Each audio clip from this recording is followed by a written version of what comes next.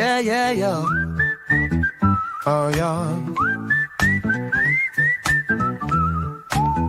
Got question Chase, has got the facts, talking NFL numbers, he's got your back. A little chart trend ball, man, he's got it like that. Chasing data by champions. Chasing data applies to everyone. Chasing data, yeah, we're live today. Chasing data for always. Chasing data by champions.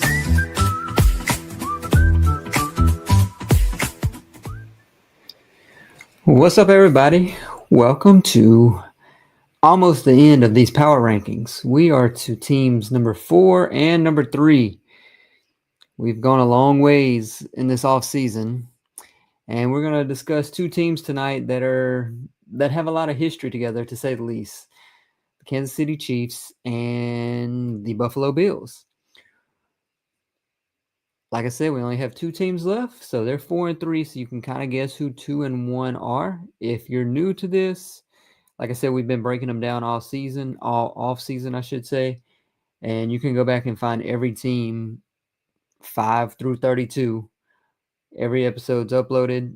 You should be able to see if you want to hear your team being talked about in depth. So what I do is just kind of recap what they did in 2024, talk about their additions, their subtractions, strengths, weaknesses, cap situation. What can we really expect from these teams, and why do I have them ranked where I do going into 2025? So let's go ahead and get right into it. Let's see. Let's look at our current rankings. What we have right here. So let's go ahead and put number 4 up there. So this is kind of giving away that it is the Kansas City Chiefs. So as the season has gone on, I have went through and adjusted these power rankings with things that may have happened in the offseason. You know, I had the Steelers at 22. I've talked about this a lot, but I've had the Steelers at 22 prior to them having a quarterback. They have Aaron Rodgers, but I mean, how much higher are you going to move them? I don't know. The more the offseason goes on, I almost just want to flip-flop them and the Dolphins. I feel like the Dolphins may have the worst cornerback room in the league now. So I may have to do some adjustments there, but I feel pretty comfortable with like 32, 31, 30.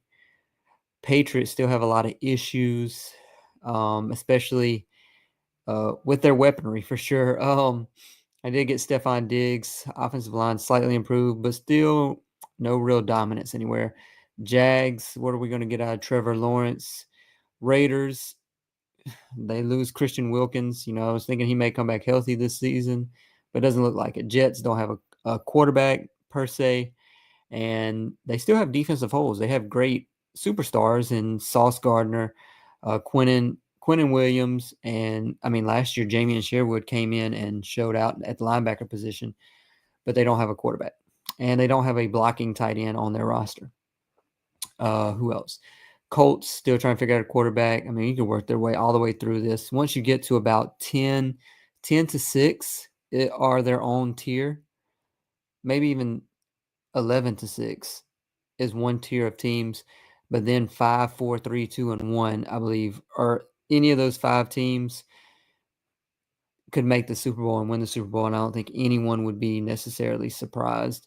You have the Lions at 5, Chiefs at 4, Bills are going to be 3, and then you have Ravens and Eagles 1 and 2, whatever order I decide for next week.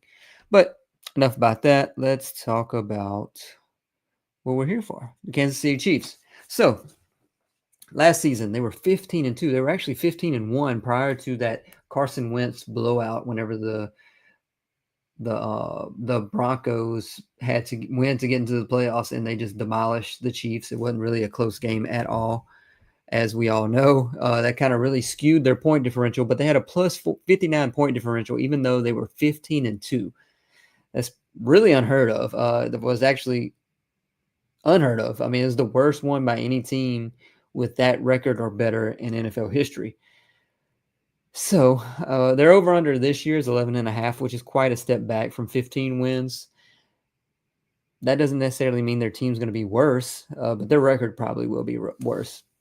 They currently have the fourth best odds, which is right where I have them, to be the champions at plus 850, plus 425, which is the third best odds in the conference, which is exactly where I have them, at plus 425, and they are minus 120 to win the AFC West. One of the few teams that have minus odds to win their division in the NFL. Last year, he started 9-0. I mean, they just continued to win all these games. Head coach Andy Reid, as we know, I mean, we know so much about the Chiefs. We've seen so much about them over the past few years. I mean, everybody on this roster is pretty much a household name at this point. We know a lot. We know a lot more about the Chiefs than we do any other team, especially once Travis Kelce and Taylor Swift got involved. But Andy Reid's the head coach. They are 10-0 and one. They were 10-0 in one-score games last year, which is the best of any team over the past 25 years. I mean, Mahomes, we saw it week in and week out. You know, we just thought that, this is the week they lose. This is the week they lose. But Mahomes would have a game-winning drive every single week. It was just rinse and repeat every week. Looking at some of their overarching statistics, nothing really in depth. They were 12th in points per game, just over 23, 19th in yards per game, 22nd in yards per play. Red zone is just where they were not great. They were terrible when you compare them to other teams.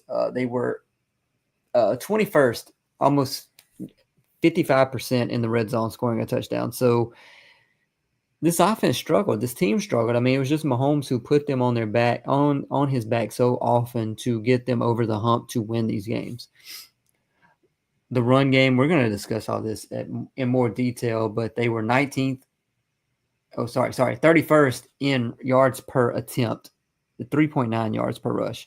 That's partly due to the fact that Isaiah Pacheco was out half of the season, and then once he did come back, he was not fully 100%. I mean, the numbers were skewed as far as rush yards per game just because of the Mahomes scrambles on third down majority of the time. Yards per pass. I mean, we saw so many screens that this number was dropped down, even though they would have the random explosive play or an attempt anyways. But 6.9 yards per pass, which is 19th in the league. In the sacks, there was quite a few sacks. When you look at the defensive side of the ball, slightly better than the offense, but not the defense that we've seen in years past, I would say. They were 6th in points per game allowed. That is skewed just a lot to do with the fact that they were had one of the highest time of possession, if not the highest, last year whenever they had the ball on offense. Gave up to 5.3 yards per play, which was 12th in the NFL. 43% conversion rate on third down allowed. They had, 4.1 yards per rush allowed, so decent with that. Chris Jones being in the middle. 7.2 yards per pass allowed, so the pass defense wasn't as great. Matt Nagy, still offense coordinator, same names that we've seen here for a while. Steve Spagnuolo, who could have taken multiple head coach jobs but has not over the last few years. I mean, this is a return of majority of the team here. So let's look at their depth chart now. Let's see. So their depth chart. So like I mentioned in every other episode, if you're not familiar with this, you have, all right, so the blue names are returning players. The red names, such as Juwan Taylor, are players that are currently injured to start the season. The pink, magenta, whatever color you want to call that, are draft picks from the season. Orange are free agent signings, and the teal aqua color are undrafted free agents. A lot of those will fall off this list. This is the current roster prior to the cutdowns. So, additions to this team. Start on the offensive side of the ball. We have a new running back in the room. They have him as RB3, but I would think he would start over Kareem Hunt once the season starts. Sign Elijah Mitchell, who came from San Francisco, played there for a few years. Really didn't he had those games where he did get some run before getting injured, like every other San Francisco running back. So he's just another injury-prone running back to add to the mix. He had a good rookie season where he had his best season, honestly, been nothing since 120 carries, 560 yards, 4.7 yards per carry. If he could come in and contribute that type of talent to the offense on Kansas City, then that would be great for their backfield. Second big name that they signed, they have him as the backup left tackle. I don't know how this is going to play out, especially early on in the season, but Jalen Moore. They have him, who he was the backup to Trent Williams in San Francisco. So they get two San Francisco players. I would guess he's likely going to start at left tackle to start the season. You watch tape; he's not anything great. I mean, he didn't even start. Although he was behind Trent Williams, this is not someone you necessarily would expect to get $30 million for 2 years. But they definitely had to do some bring in some new names on this offensive line, especially after Joe Tooney got traded away, which we'll talk about in a moment. That's pretty much it as far as offense goes. As far as free agency additions, Gardner Minshew, backup quarterback now. I mean, whatever. If Mahomes is down, the season's over. So not really worried about that. But the other big name that's an addition this year would be Rashee Rice. But we're going to talk about him ad nauseum as we get through this team. Looking at the defensive side of the ball, they bring in Jerry Tillery, who could get some rotational downs on that front four, and Christian Fulton, who they bring in from the Chargers, will definitely probably start once healthy on this defense. Mike Edwards also brought in, not a big name, but they did re-sign their leader on this defense, I would say, and Mike Bolton. Mike Bolton is there to get him on a 3-year, $45 million contract, which is fifth in average value. He's questionable in coverage, but he plays with a high motor. Like I said, he's the leader of the middle of this defense. They bring back Hollywood Brown on a 1-year, $7 million contract. This is just another option for Mahomes on this in this wide receiver room. They hope to get something out of Jalen Royals, who they got in the 4th round. Still got Sky Moore, who hasn't done anything. Juju is just a 5-yard catch receiver. You know what you're getting out of them. I mean, the big name that you look at here is Rashee Rice and his availability. Another big name, going back to the offense, as I forgot to mention, they tag Trey Smith, and then they get that huge deal that makes him the highest paid guard ever in NFL history. Key to the offensive line, they kind of go all in. They definitely have the interior of the offensive line kind of solidified more. The bookends are more of a question, especially with Jawan Taylor. We know he lines up behind Patrick Mahomes almost in the backfield and has plenty of false starts. Although all of them do not get called. So let's look at their draft picks. So their draft class, I should say. So Josh Simmons, we kind of talked about a little bit already. I'm sure their hope is he starts once he is healthy, especially by season's end. He is a solidified starter on this offensive line, especially if they use a first-round pick on him. Into the first round, they get him last pick of the first round.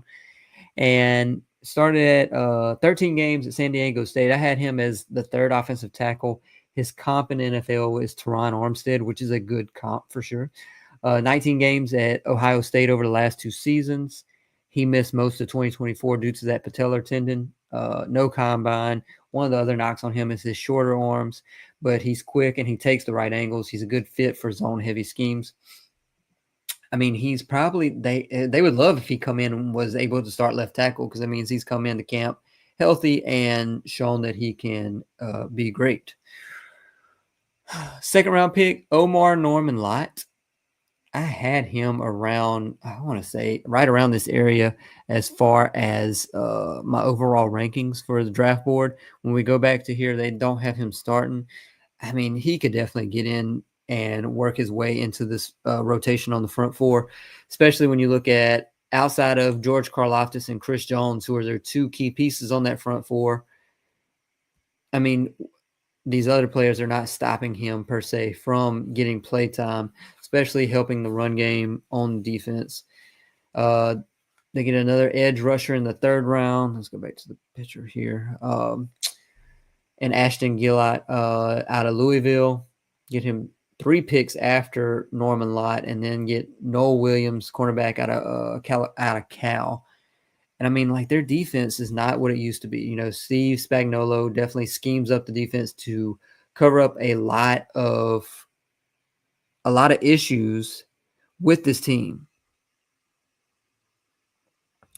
But last year they were not what they have been in years past.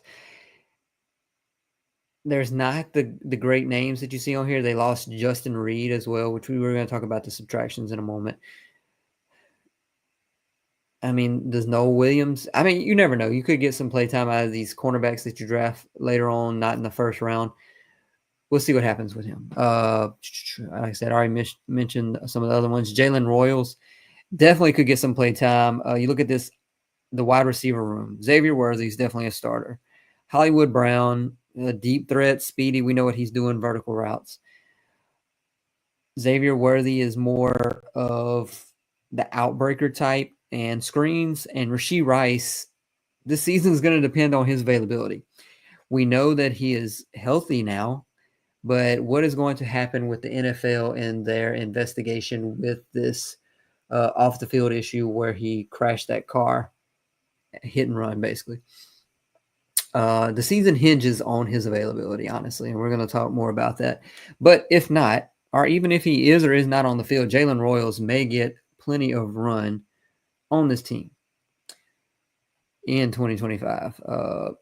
They take some flyers in the 5th and 7th round, linebacker, and another running back. You know, this running back room is not great. See what we can get out of Pacheco in year 3 now. Yeah, year 4. They got him in the 7th round, and he was good 2 years ago. Then he come in to be RB1 last year and really didn't do much after he got hurt, because after he was hurt, he never came back fully healthy.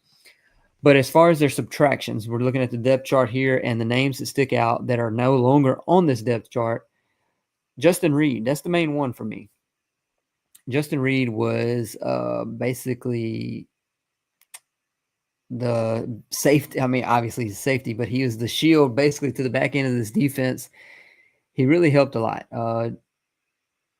Losing him is going to cause a lot of issues. Like I said earlier, they traded away Joe Thuney to the Bears because he was going into the last year of his contract. I want to say it was last year or next to last year. I want to say last year. But with him being on the interior of that offensive line, he was 32, 33 years old. So he was older, and he was wanting to get a new contract, which led to him going to the Bears. Bears trying to revamp that offensive line. And the Chiefs chose Trey Smith over Joe Thuney, rightfully so, in my opinion. But he's gone, so we've already talked about the offensive line. Strengths of this team. The obvious strength is that they have the best quarterback possibly of all time in Patrick Mahomes. I mean, you could take, let's say, outside of Lamar Jackson and Josh Allen, I don't know of any other quarterback. I mean, even your Joe Burrow. Who else? Not Jared Goff, Jesus. Joe Burrow, Justin Herbert, C.J. Stroud, maybe Jaden Daniels. Just because he's a different type player. But those players, I don't think they could come in and still take this team to the playoffs the way Mahomes, Lamar, or Josh Allen could, with the way this offensive line was an issue last year and the lack of weaponry around Mahomes. So like I said, Mahomes was amazing on third down last year. So many times on third down, he was able to scramble with and get the first down with his legs. No matter every game that you watch, all the film you watch of the Chiefs, it's just a repetitive thing. They always get put in third downs because they're running on first or second down, and then they're third and medium, third and long. You think, oh, the defense is about to finally get a punt. And on these long drives, like I said, the Chiefs continue to have long drives throughout the entirety of the season. But here comes Mahomes on third down, picking it up with his feet half the time. Another strength of this team is I cannot stress this enough. If Rashee Rice is playing the entirety of this season, this is a top 3 offense, honestly. I really think that. He opens up so much. Is he the most talented receiver? Not necessarily. He's not a top 5 receiver in the NFL, but the way he affects this offense and what they can do has the weight of being a top 3 receiver. From when you look back from the halfway point till when he got hurt the year before, he was first league wide in yards after catch. He was 4th in yards per route run. And I mean, like I said, he was definitely the missing piece last year for the wide receiver 1 in this offense. He's amazing against zone. And for this offense, you need someone in that role because Travis Kelce has taken a step back. Obviously, as we know, he shows up randomly late in the season or in the playoffs, but he's on the decline big time. And they have Xavier Worthy, who is great against man. So you need that zone breaker that's going to find a spot in the zone every time. It's going to be a trustworthy piece for Mahomes, like Travis Kelce was in so many years past, that can be the go-to guy. Like I said earlier, Xavier Worthy is more of your outbreaker. Rice is your inbreaker. They're just, I mean, he's so complementary to what the rest of this team, the rest of this offense needs. Even without him playing last year, they were still 7th in success rate, which is amazing when you think about this offense. They were 1st in time of possession per drive, like I said earlier. I mean, these drives were just methodical, dink and dunk. I mean, it was probably the shortest A dot. I don't have it right here in front of me, but it had to be the lowest A dot of Patrick Mahomes' career. Like I said, if Rashee Rice is on the field, one of their strengths is the weapons that they have. With him, they have Xavier Worthy, who's a man beater who can get deep if you're not running him on a screen. I mean, he's the fastest player in the NFL, probably had the fastest 40 time. Travis Kelce in the playoffs. And, you know, they just have, outside of Rashee Rice, they have a lot of good, not great players, but you have Mahomes, who is making them great at all times.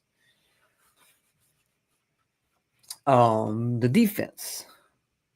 Chris Jones, strength for sure. That was last year that he set out at the beginning of the year, wanted the new contract. I mean, he didn't really sit out long at all. That was last year, I want to say. George Karlaftis gets that new hefty contract, and they still have Trent McDuffie as their CB1 lockdown defender. That's their strengths. Outside of that, the coaching, they may have the biggest strength as far as coaching goes in the NFL. Who could you argue who has an argument to be as good of a coaching staff as the Kansas City Chiefs? When they have Andy Reid, who has proven to be amazing, obviously. I mean, he's won multiple championships. They have Steve Spagnuolo, who I've already talked about ad nauseum, at how well he is scheming up a defense, no matter who he's playing, outside of the Philadelphia Eagles in the Super Bowl last year. I mean, those two alone are such a they account for probably 2 wins a season easily. And I mean, they're still there, so why would you discount that? So there's not like a ton of strengths on this team compared to other teams that I've ranked below them, but their strengths are just so strong. Patrick Mahomes, few pieces on defense, the coaching, and Rashee Rice because he's so complimentary to this offense. Weaknesses, offensive line. I don't even want to say a weakness, but it is definitely a question mark for sure. Betting on Jalen Moore at left tackle is, again, a question mark. And sorry, Kingsley moving into left guard is another question mark. You know, what's going to happen with Josh Simmons, like I spoke about earlier. But, I mean, the good news is they can't be any worse than what they were the year before. I mean, they had Patrick Mahomes running for his life a majority of the snaps. The run game was not the best last year. It wasn't dynamic, but it was efficient in the first half of the year. And then once Pacheco got injured, it just went downhill from there. It fell apart in the Super Bowl. I mean, the Eagles were just all over everything. They tried to use the RPO and the screen game as an extension of the run game and just were unable to do that. The RPO, like I said, they started using that, and it was still terrible. It was at NFL worst, 13 expected points lost, minus 13 EPA for the 2024 season. So the RPO just wasn't there. So hopefully they don't use that again in 2025, which again, this all goes back to Rashee Rice. I know I keep repeating myself, but Rashee Rice is the key component of what this offense is going to do in 2025.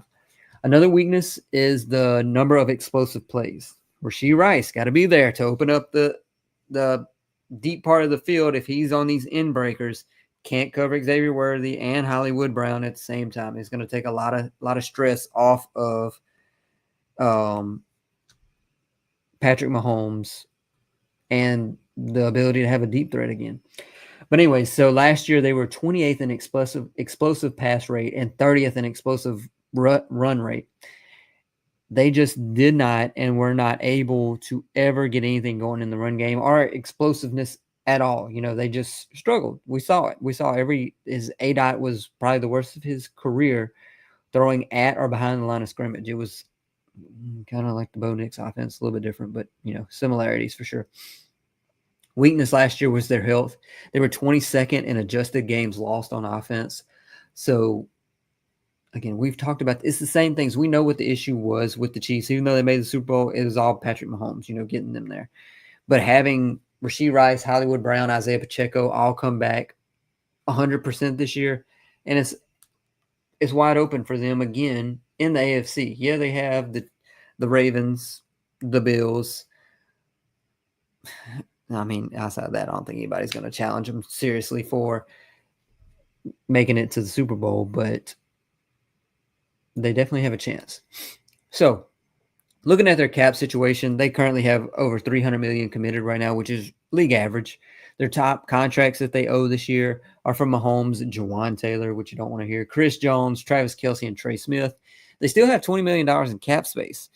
And, with the names that are out there, I mean, who could they bring in as far as free agents? They're not bringing in Amari Cooper. I don't think he would. I mean, they have the same people here. They're not doing anything different. Rasul Douglas, Asante Samuel Jr. That would be intriguing if they brought in Asante Samuel.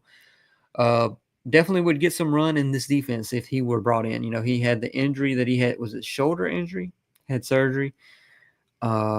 I mean, I think they're pretty much set. They're saving that money for need be situation. $13 million in dead cap, which is fifth least. They run a clean book in Kansas City. And the majority of that money, I want to say it was like $11 million of that $13 million was to Joe Thuney and the fact that they traded him away. Looking at their schedule. Let's bring up their schedule. I thought I had. So we're going to run through their schedule real quick and discuss potential wins and losses just based on paper. We're not going to go into real detail because we still have another team to discuss here tonight. Week 1, they play that. I want to say that's in Brazil. They play the Chargers, which they've had their number. Week 2, Philadelphia. That's going to be an interesting game for sure. Week 3 is the Giants. Why is this Sunday Night Football? I have no idea. They should definitely win that. Week 4, Baltimore. Man, I mean, 2 of these first 4 games are like potential Super Bowl and AFC championship matchups. So week 4, Baltimore, it's a toss-up again. Week 5, Jacksonville, Monday Night Football. These primetime games that they have are just potential blowouts for sure.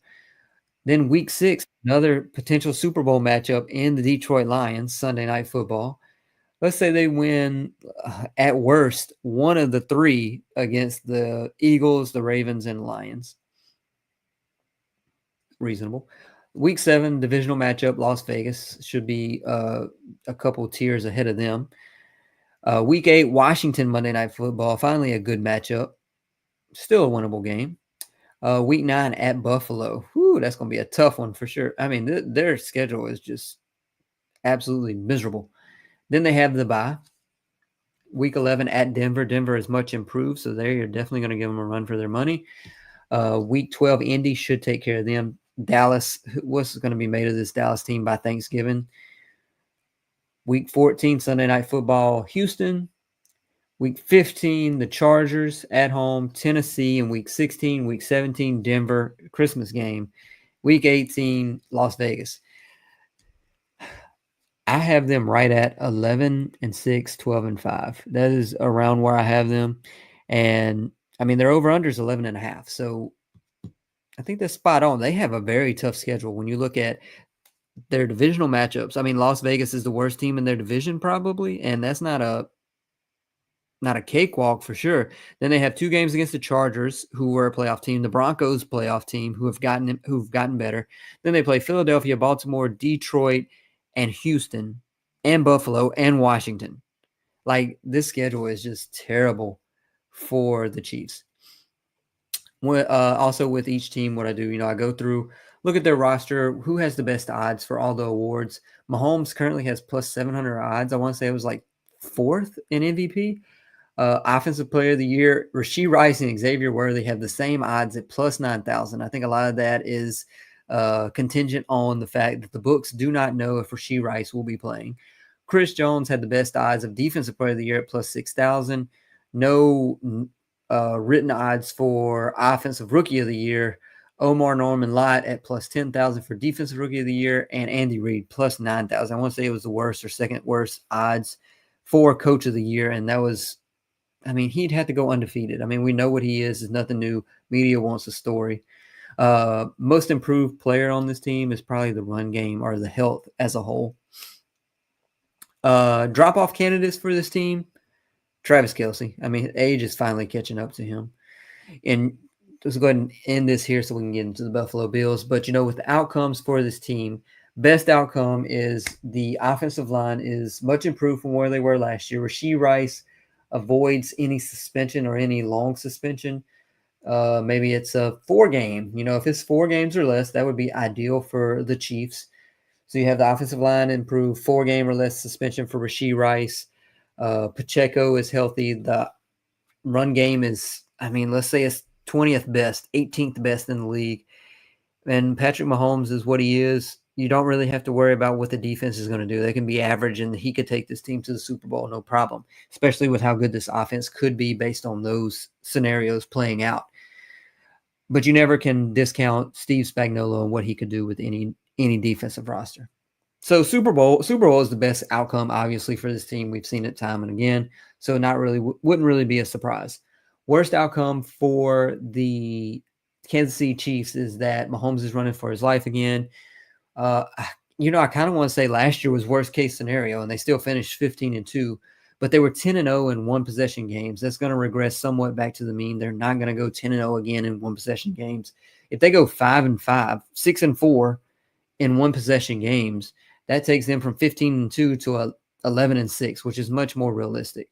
Still, AFC Championship is probably the floor for this team, which is crazy to say. Realistic expectation is that they're in the AFC Championship and they're somewhere near, that or getting to the Super Bowl. It's going to be between them, the Bills, and the Ravens in the AFC Championship. One of those is going to be the odd team out, and injuries may play a large part in that to see who's going to be representing the AFC for the Super Bowl in 2025. That's Kansas City Chiefs. We're going to take a quick commercial break, and I have a Buffalo Bills expert coming on to join me to talk Buffalo Bills and why I have them ranked number 3, probably number 1 in his book. But like I said, quick commercial break, and we'll be right back.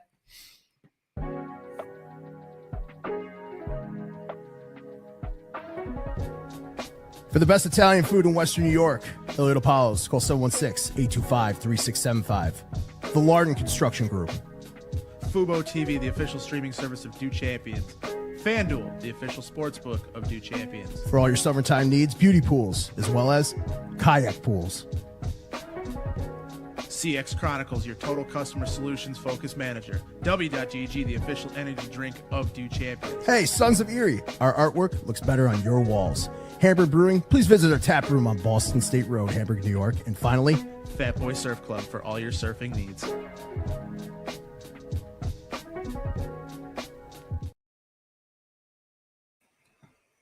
All right, so you already know who team number 3 is, and we're going to get right into this, and we're going to have our guest come on, who is Mr. Pat. Here we have him here. Got that little, let me get that background off for us. Let's see. There we go. What's up, Pat? What's up, Chase? Thanks for having me, man. Oh, yeah, of course. Glad you could join me for sure. And you can give me some expertise on these Buffalo Bills. I know a little bit about them as a Ravens fan, but Yep. definitely want your input on all this and see if we can agree on a few things. Maybe not the rankings, but everything else maybe we can agree on. Oh yeah. I know. Me and Tommy just did this over on my show. We had the Bills at number 1, the Ravens at number 2, so we're not far off. Okay, all right. Yeah, I mean, I feel like teams 1 through 5, with the Ravens, Eagles, Chiefs, Bills, and Lions. I mean, anyone could argue you can mix those up, and no one's going to be too upset. Maybe outside of having the Lions up there at number 1 or something. But I mean, I think it's all a worthy argument with all those. So let's go ahead and we're going to do the Bills, and just like how we did the let's go ahead and move this over and get these rankings back up. So here are the rankings. Here we go. So we got Bills at 3 now, and we're going to do the same rundown like we did with the Chiefs.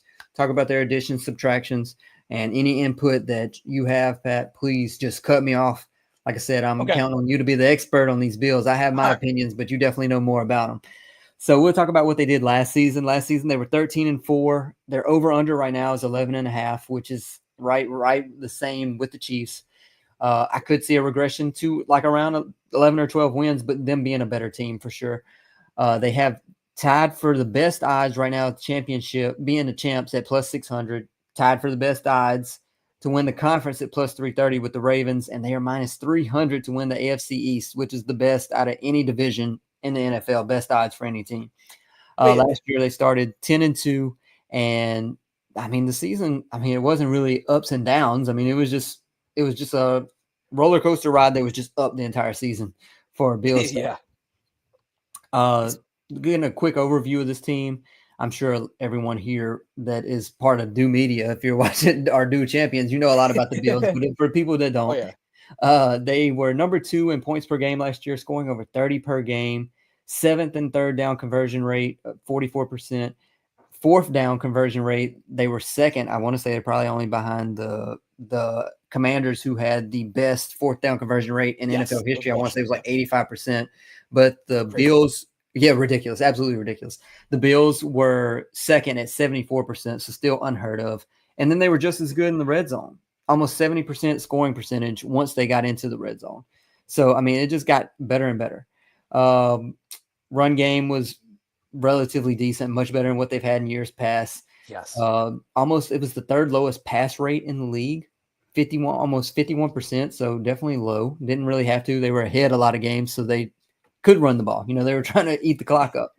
It helps when Josh Allen's not in the game in the 4th quarter in I believe 5 of the early games of the year.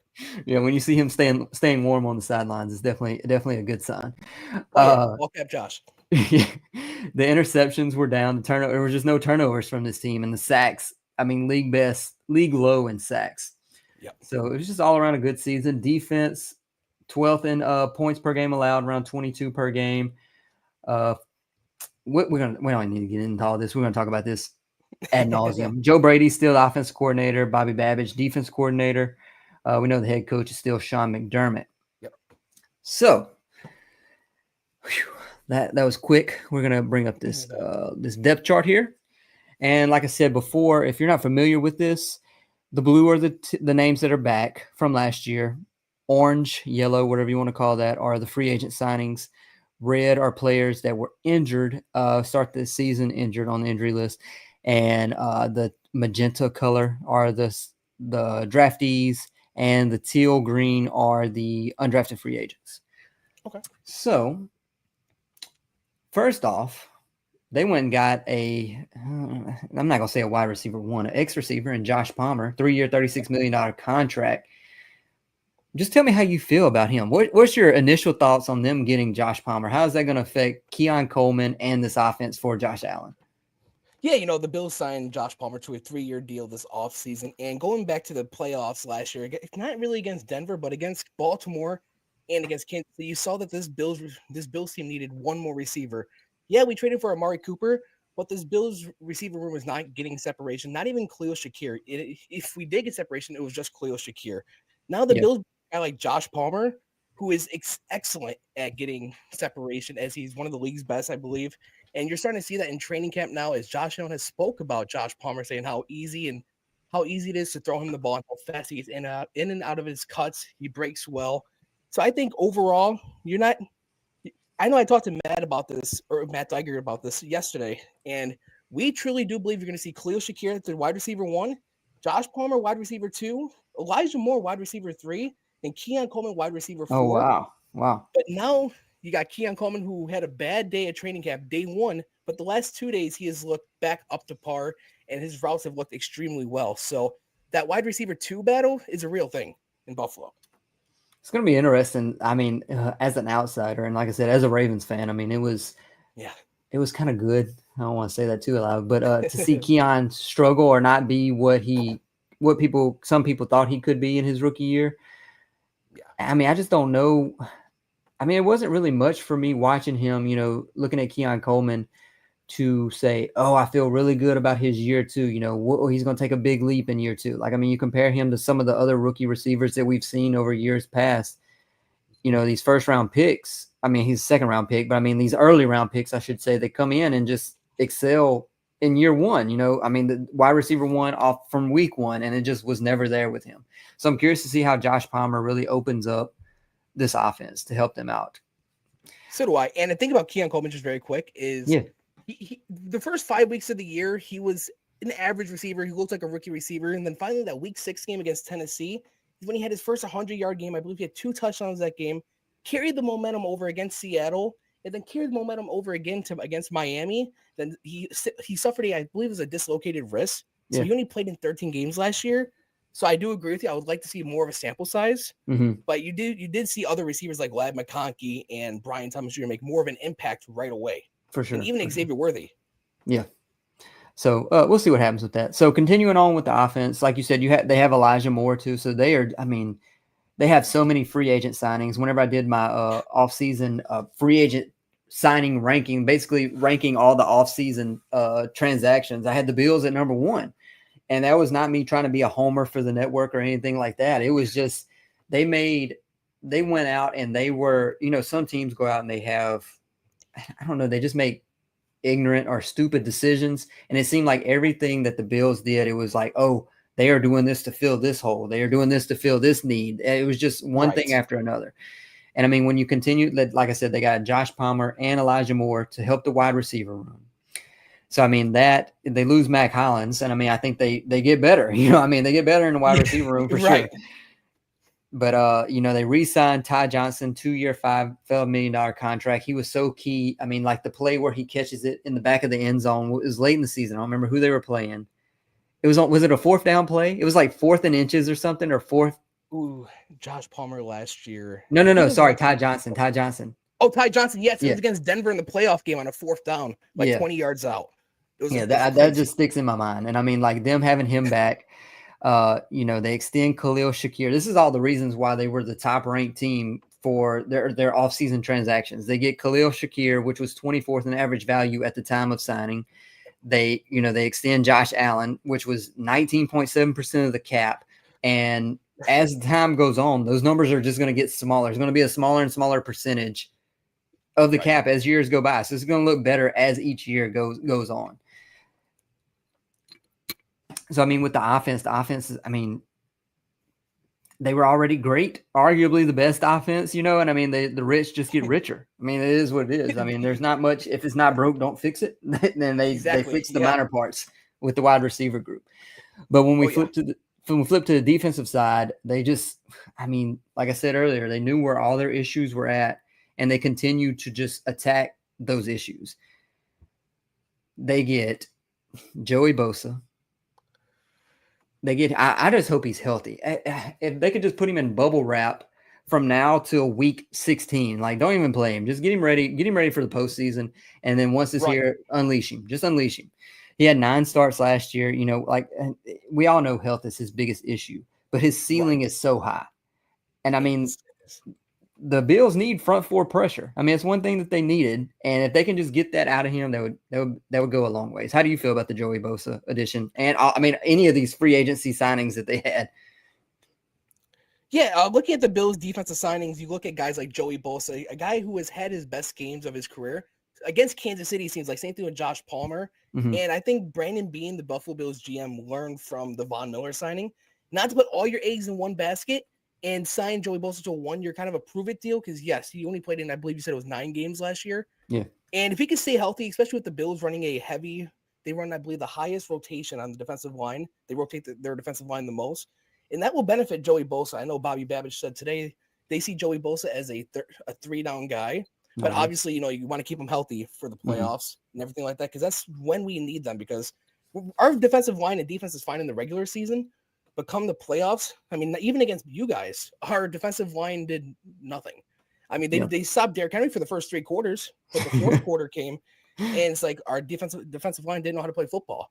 Yeah. So looking at the Joey Bosa signing, I love if he can stay healthy. Like you said, he has a high ceiling. Then you look at guys like Larry Ogunjobi, a big body.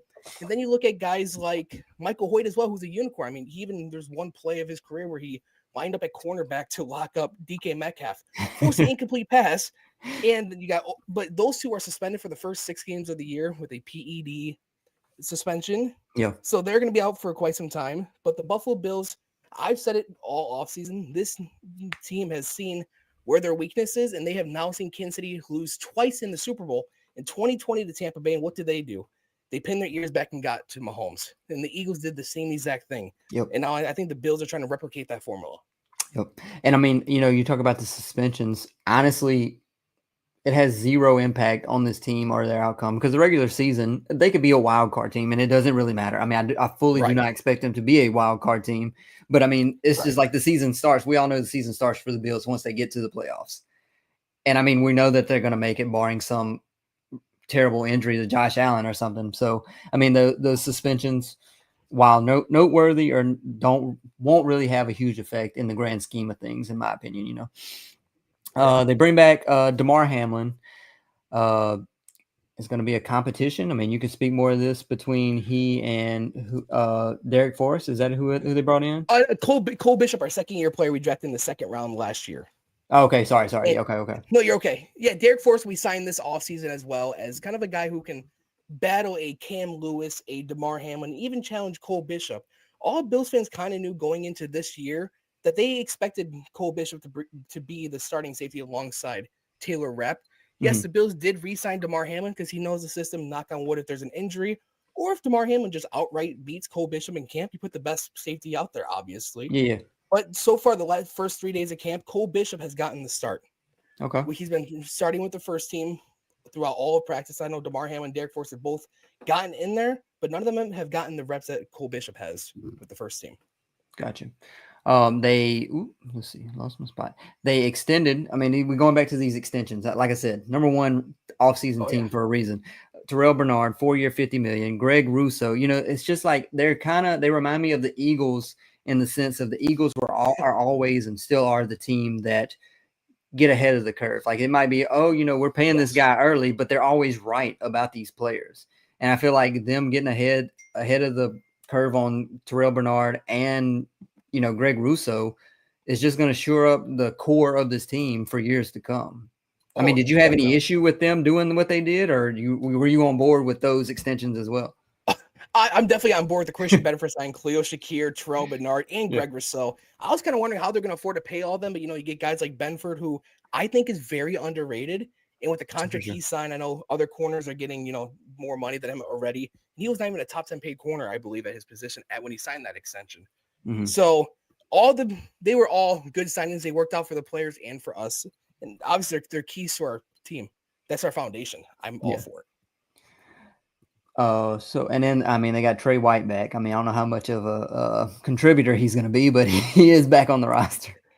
Actually, he's been getting the first team reps alongside Christian Benford and Taron Johnson. Yes. Wow. He's been getting about, I believe there's a report that came out yesterday. He's getting about 55%. Then our rookie Maxwell Harrison, who we drafted in the first round, getting 45%. And that's one thing. Tre'Davious White knows the system. Obviously, we drafted him back in 2017 in the first round. It was Sean McDermott's first round pick. Mm-hmm. And people are saying that he looks like Trey White of old. And you can speak on that watching him last year. Obviously, the first half with the Rams, he looked lost. He looked washed. Mm-hmm. Then he got traded to you guys, and you started to see vintage Trey back. And then in the definitely playoffs, saw he looked good. some good things coming back to him for sure. Compared to whenever we traded for him for the Ravens, it was like, man, this is. I mean, what good is this going to do It's a us? yeah. Yeah, and then I Right. mean, it was shocking. Not that he was all pro first team, but I mean, it was definitely an improvement from what he did in the first half of the season. Oh yeah, and this is actually the first offseason. He even said it today in an interview that this is the first offseason he's actually been able to train and not rehab for the last 3 years. Gotcha. So I'm sure that definitely plays a part as well. Oh yeah, for sure.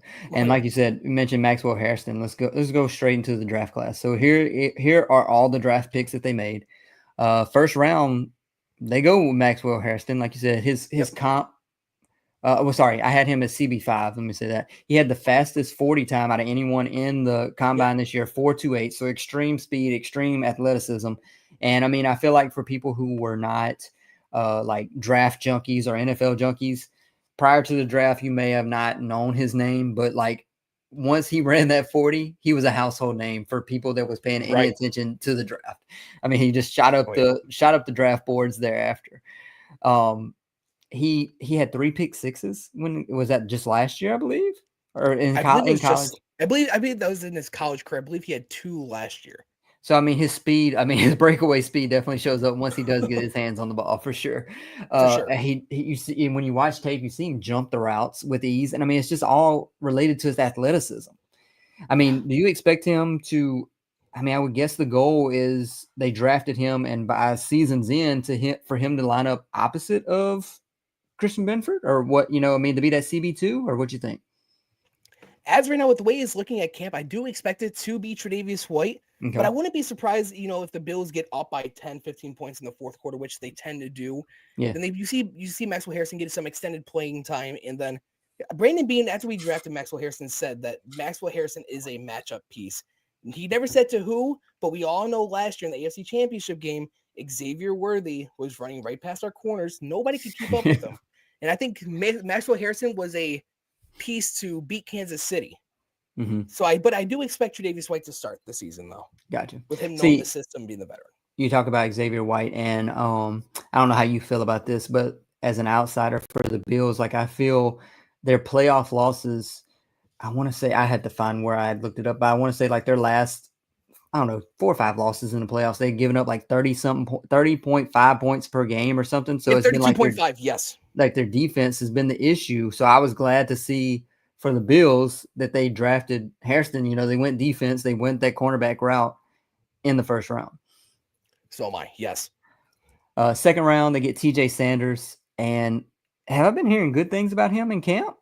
Yes, he's been living in the backfield the last few days, especially today. And the Bills traded up 21 spots in the second round with the Bears to get him. So obviously Brandon Beane wanted him. And I know a lot of Bills fans are comping him to a kind of a slightly bigger Ed Oliver, but obviously more aggressive. Mm-hmm. And you're seeing that in camp as of right now, just living in the backfield against our ones, by the way, against our starting offensive line, besides Spencer Brown, who's out with a back injury. Yeah. But it's still very impressive. Yeah, especially be hearing his name and spoken in such a good light this early on in training camp. Right, yes. Yeah.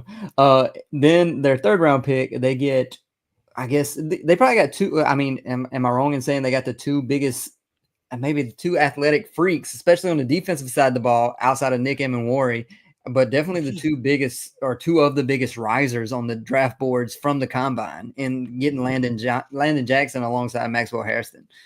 No, yeah, I agree with you. I love Landon Jackson. I know some people are saying that he's more of a project piece that can turn out to be something very good, kind of like what Greg Rousseau was when we drafted him, kind of more of a project. But some people had us were mocking Landon Jackson to us in the first round, in the first and second round. But so the fact that we got him in round 3 was crazy. I wanted him because we obviously, like you stated, our defense has given up 32.5 points in the playoffs, and it's been mostly because of our defensive line. So any way you can add to your defensive line, I'm all for it. And obviously you gotta revamp this defensive line room just a little bit. And I believe with Landon Jackson, with his athleticism, it's a great pick. For sure. I'm not going to go into detail with all the rest of these picks. They have 5 more picks between rounds 4 and 7. Are any of these players, do they stand out to you? I mean, or anything that you like about them? Yeah, I won't go over all of them, but guys like Deion Walker, a guy where if he would have came out 2 years ago because last year he had a stress fracture in his lower back, but the year before that he was playing like a first round pick. Brandon Beane spoke on that, and He is a body that the Buffalo Bills have not had in quite some time, probably since 2019 and Jordan Phillips, when he had 9.5 sacks for us. Mhm. He's a guy where right now our one tech is Daquan Jones, and I saw a picture of Daquan Jones right next to Deion Walker in camp today. Deion Walker is, I believe, 6'8" or 6'7", 318 pounds. Jesus. He's a big boy, and that's what we've been needing alongside Ed Oliver. We all Bills fans feel like if Ed Oliver had a true one tech, you'll see Ed Oliver feast because he's not taking the double team because he is considered a smaller defensive tackle. Mhm. Then the other one, obviously, any Bills fans know, and for anybody who does not who's not watching, well, anybody who does not know the Buffalo Bills that much, Sean McDermott and this Buffalo Bills coaching staff is very good with their late round draft picks. Looking at Matt Milano, who's a 5th round pick, Christian Benford, who was a 6th round pick, in the same year that we took Kyrie Elam in the 1st round, and Dorian Strong stands out a lot because he's picking the brain of Tre'Davious White and Christian Benford, staying late in after camp, and just making plays in training camp. And a lot of people expect him to be higher up on our depth chart, maybe even beating out Dane Jackson, a guy we brought back who already knows the system. Oh, wow. So I have high praise for Dorian Strong, and I love the value there in the 6th round. Nice.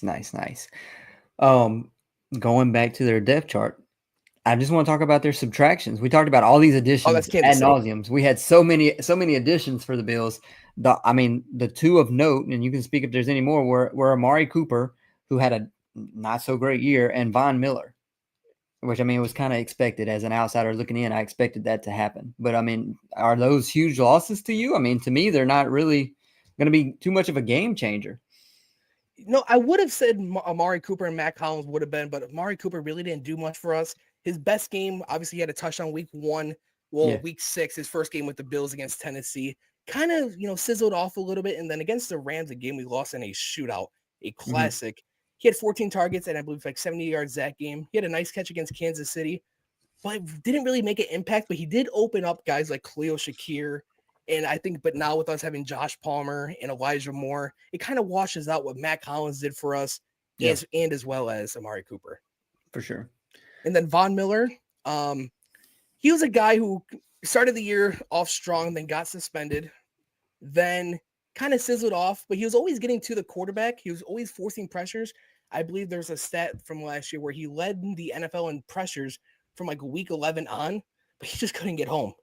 And I think now we got that in Joey Bosa, and obviously a guy who's younger. I believe Joey Bosa is 29 or turning 30, and I believe he might already be 30. But if Joey Bosa can stay healthy, he's definitely an upgrade over Von Miller, and as well as bringing in guys like Landon Jackson as well. I think it's not really a loss. I got a comment. I'm on TikTok as well, on TikTok Live. Somebody asked, "Do you believe that the wait, let me read it verbatim. I don't want to mess this up. Do you think the Cowboys are winning the Super Bowl?" Out of nowhere, we're talking Bills, but we got a Cowboys fan. Let me just hold on. Let me bring up where I think the Cowboys are. I have them ranked 18th in the power rankings, so that should answer how I feel about them winning the Super Bowl. They have a long ways to go to get there. I'll say this. I said it last night with Tommy. The Doritos just came out with a new flavor. It's a Dallas Cowboys flavor. It says not your year. Not your year. It's not going to be your. No, definitely not. I do expect improvement on this offense. The offense could be a top 10 offense. They still don't have a running back, but with George Pickens at wide receiver 2, definitely going to help them out if Dak can stay healthy. But okay, enough Cowboys talk. We're going to talk about them. Yeah. All right, so back to this. So let's talk about their strengths on this team. We've kind of talked about them a little bit, but the biggest strength I talked about when I did the Chiefs just a moment ago, like they have, you could argue, the best quarterback of all time in Patrick Mahomes, but who is arguably the best quarterback right now is Josh Allen. Yep. And he is the biggest strength in my opinion because he covers up so many issues. We talked about the wide receiver room and the lack of like elite talent in that room. You do have Khalil Shakir, but you don't have like the conventional wide receiver 1 in this wide receiver room. Their tight ends are okay. They're not great, but Josh Allen and his ability to protect the ball, to just find the open receiver, to check it down when need be, put it in his hands and just get the first down. it's just unmatched. I mean, outside of Lamar Jackson, maybe. I mean, he's the biggest strength. Lamar Jackson he's another one who's just a football player. He's not just your stereotypical quarterback. Neither is Josh Allen. They do whatever they have to win games. And I think that's what makes them different than a Patrick Mahomes, even though Patrick Mahomes obviously is great. But if we're talking just pure football players, I like Mahomes. I like Allen and Lamar Jackson. Yeah. I mean, another strength is when I looked at whenever I've done this same setup for all the teams that I've gone through so far, and everybody has holes. But I mean, like when I look at this team, it's not anything that necessarily stands out as a whole on this team. With the wide receiver group, I mean, it's not the best, but it's not really a hole because of what I just said with Josh Allen and how he's able to cover up those things. So it's not a hole. I mean, you could argue that, they don't have a wide receiver one, but I mean, again, we've discussed this and how it doesn't truly matter for this offense. And that's Joe Brady, our offensive coordinator's philosophy is everybody eats. And Josh Palmer and Elijah Moore, actually, I just found out today they were high school teammates. Pretty funny. But then they spoke on today, like sometimes you're going to have to run around to get the ball to your teammate. And you got to be okay with that. And I think that's something Stephon Diggs was not. And that's something that Joe Brady has really, put into the receivers' heads is everybody eats and everybody's going to have a chance to get the ball. You just got to make the most out of your opportunities. Hold up. We got somebody else. Let me see. Yes, Mr. Student Body Right. Let's get him on here. I'm going to get 3 on here. I don't have a 3 set up. I'm going to remove myself. Hold up. There we go. Trying to get you on there. We can hear you, just can't see you. You hear me breathing? Yeah, I hear you breathing through the microphone. What's up? What's up, student? What's going on, guys? Nothing much. Pat, you can't get a 3 layout? Here we go. There we go. We got you on here. What you got? That's Mr. Matt Diger.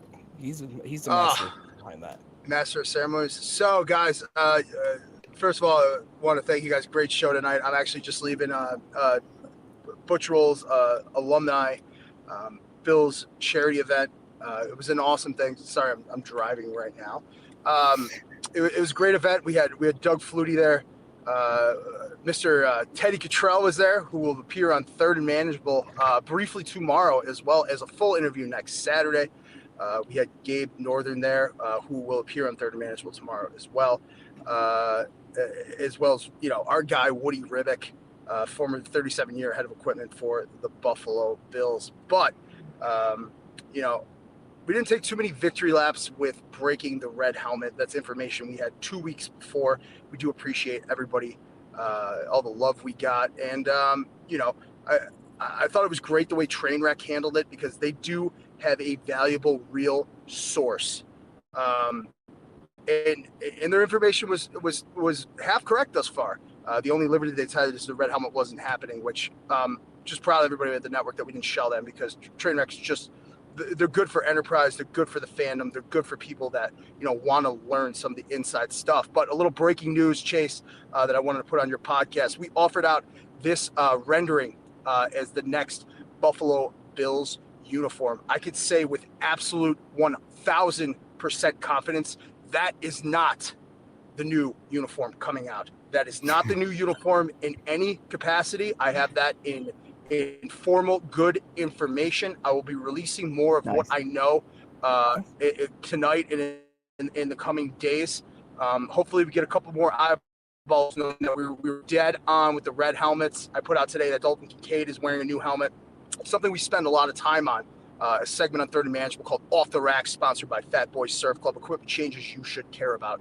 But once again, just wanted to drop this little nugget right here. The render we offered today about the new Buffalo Bills uniform releasing August 28th.